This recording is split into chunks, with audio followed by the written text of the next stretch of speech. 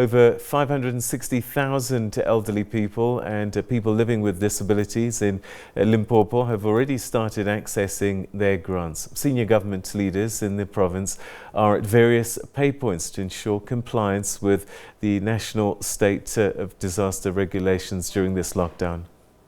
We're at the Linyanya Community Hall where thousands of elderly and disabled people are here. They have gathered in their numbers. They came as early as possible to make sure that they are first on the queue to receive their social grant. We must also say that we have seen that some of them are really taking this issue of COVID-19 serious. They are practicing their social distances. We have also saw the MEC for Social Development, interacting with them, sanitizing them at some of the points, and MEC is here with me. MEC, welcome to SABC. Let's quickly talk about social distancing. I see we've got elderly people who are seated and they have created enough space.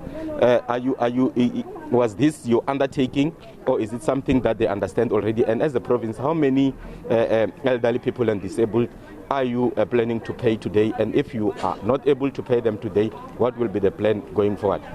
Thank you so much. I think firstly, they do understand. I think when I was engaging with them in the morning at the post office, one of them was saying, yes, we know we are dealing with Corolla bucket, which give us an idea that they know we are dealing with an elephant in the house or elephant in the room. I think what we must continue to do is to make sure that we educate them. I think this also gave us an opportunity to engage them further. Some of them were asking us questions as to what do we do with these societies that we have in the villages under the tree, which we requested them to. We need to wait when the president says we don't want to see a group of people sitting under the tree or whatsoever. So at least they understand. But what is important is to continue to sanitize them the whole day and make sure that they remain sanitized. But also we were also educating them that as they are at home, as they live here, is important. There are many here. If each and everyone can speak to their neighbors, they speak to their children, they speak to their grandchildren, to say you are not supposed to be in the street. But secondly, you make sure that when you are at home, you keep on washing your hands every 20 minutes. We know there are old people, they keep on sweeping. Men, they are busy fixing their fences. They do idea others. So it's just that they're older people, and when you talk of social distance, they may not understand, but at least they're adhering to our instructions. Let's talk about the numbers in the province. Looking at what we have in Linyanya, we believe that this is the situation everywhere. Will you be able to pay all of them today? And if not, what will be the plan going forward?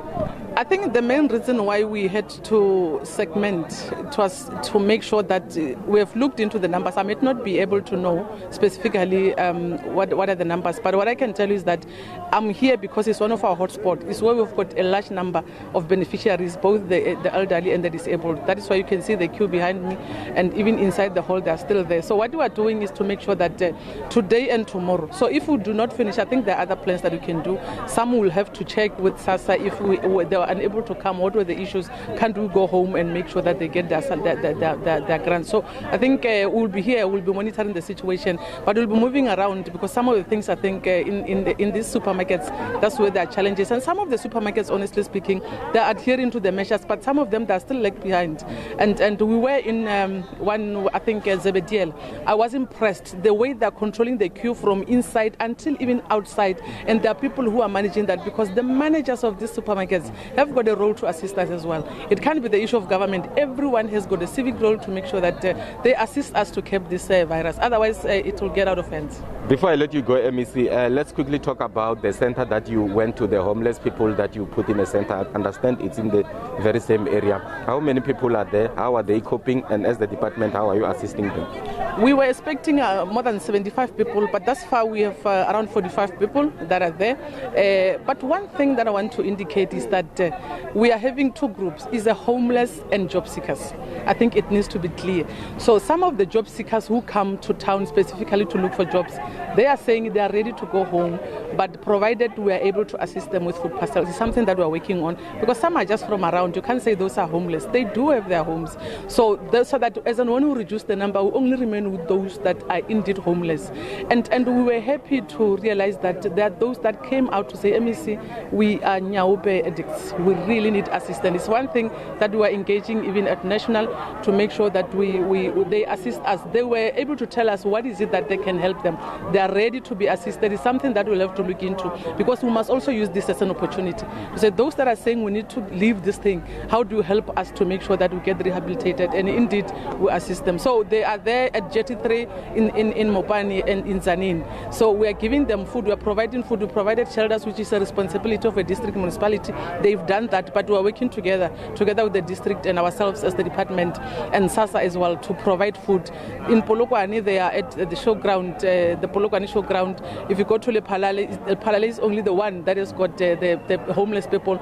They are in an area called Tabombeki. So we do have in Vembe, they are in Musina. So we are constantly, our officials and district managers are there to make sure that we continue to make sure that we provide them. And I must indicate they appreciated that at least you had to make sure that we don't remain in the street when everybody is at lockdown. That is the MEC for Social Development, Nkakare Ngrakwale, indicating that she is happy with what she has observed here at Linyenye. She'll be moving to other parts of the province to check how elderly people are behaving themselves, and also if they are also taking into cognizance the issue of social distancing and if they know about COVID-19. And she also spoke briefly about the homeless and job seekers who are now in the centers, some of them saying that they need food parcels and they are ready to go home if they can be provided with such. Well, we're now joined on the line by SASA spokesperson Paseka Litsatsi. Thanks so much indeed for joining us. Have things gone as well as you had hoped today? Good afternoon, Peter, and good afternoon to the listeners as well.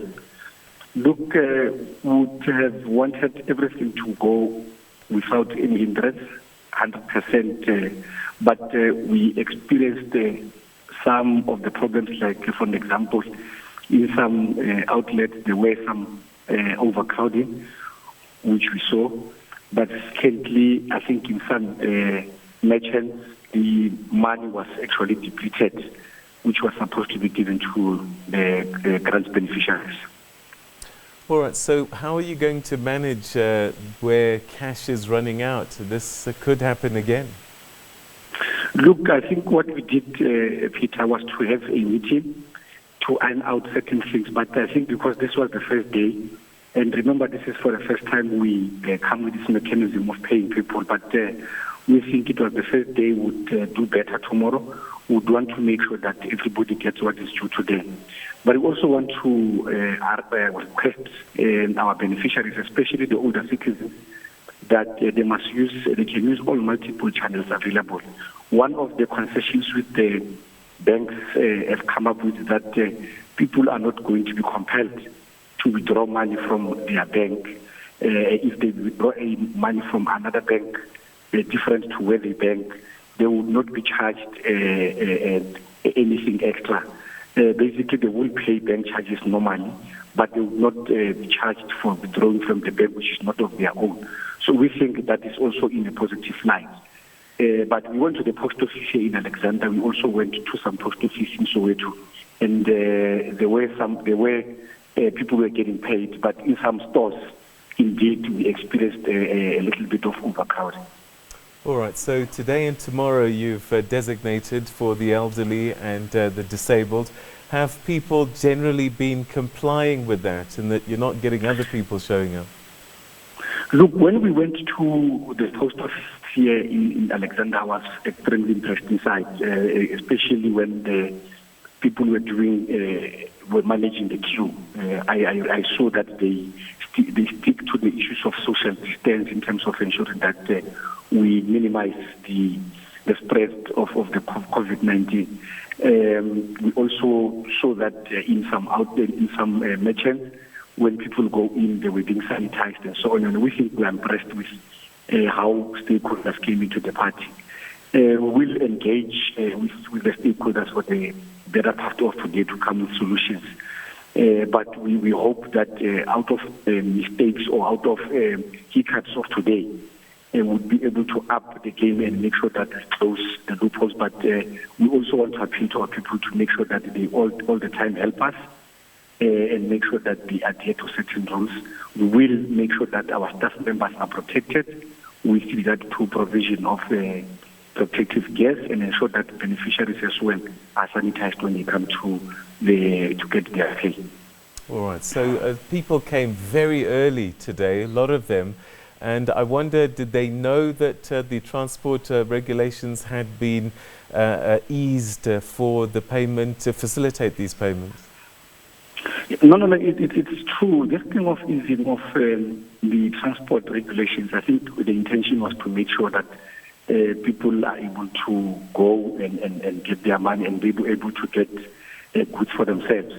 But we are watching it very carefully because there is something that we might have witnessed, but we think everything is going well, relatively well. With those hiccups, I think that, like I'm saying, like I said earlier on, Peter, we need we have realized and seen all those little hiccups, and I think we need to make sure that those things don't happen tomorrow. We need to make sure that we work as hard as possible today to sort them out. But we just want to continuously talk to our beneficiaries to tell them that it is not necessarily for them to go to the ATMs, to go to the merchants today. If they can go on the 2nd or if they can go on the 4th, their money is secured, it's in their account, they'll be able to get access to it. But I think there's also a general panic buying, which beneficiaries are also part of it because they are members of the society in any case. So we think that they must not panic, their money is very secured in their account. All right. Are your officials being told to look out for things like symptoms or anything that might be an indicator with these people coming through to collect their grants? Look, we had an interaction with members of staff, and they were told certain basic things which they need to follow, especially when a beneficiary comes in particular old people. But we think they will follow those particular protocols to make sure that measures are put in place so that if there's anything, there can be an intervention. But so far, we think our staff members understand their responsibility and they will make sure that they treat beneficiaries with utmost care. All right, so Mr. Letsatse, we're going to leave it there. Thanks very much indeed, and we wish you the best for the next couple of days with the rest of the payouts.